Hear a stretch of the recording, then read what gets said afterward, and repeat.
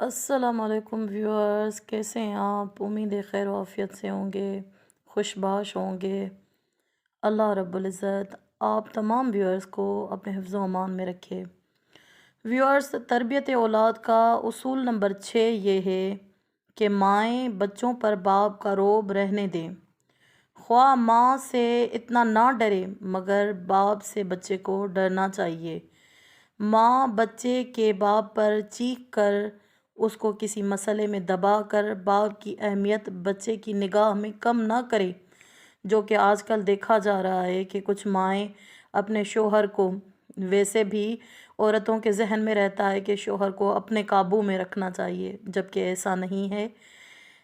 مولا علی علیہ السلام نے فرمایا کہ عقل مند عورت اپنے شوہر کو بادشاہ بناتی ہے اور خود بادشاہ کی بیوی بن جاتی ہے، اور بیوقوف عورت اپنے شوہر کو غلام بناتی ہے اور خود غلام کی بیوی بن جاتی ہے۔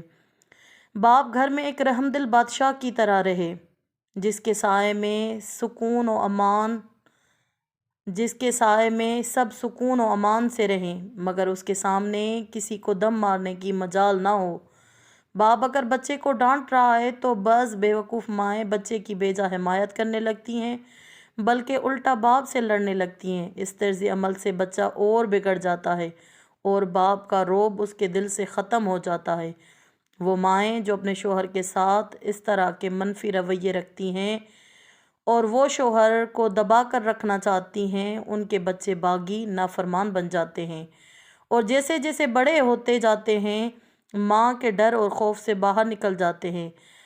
باپ کا رعب و دبدبا اور ڈر تو ماں کے باپ پر حاکمانہ رویے کی وجہ سے بچپن میں ہی ختم ہو جاتا ہے، لہٰذا اب جب بچہ جوان ہو جاتا ہے تو کمزور ماں کو بالکل خاطر میں نہیں لاتا، اور کہا جاتا ہے کہ وہ ایسے ہو جاتا ہے جیسے شتر بے مہار۔ لہٰذا ماؤں کو چاہیے کہ خود بچے سے شفقت و محبت کا برتاؤ کریں، مگر باپ کا رعب دبدبا بچے کے دل میں رہنے دیں۔ بچے کے جوان ہونے پر رعب و دبدبا والا باپ اتنا کمزور نہیں ہو جاتا کہ وہ انہیں بے راہ روی اور برائیوں سے نہ روک سکے۔ البتہ ماں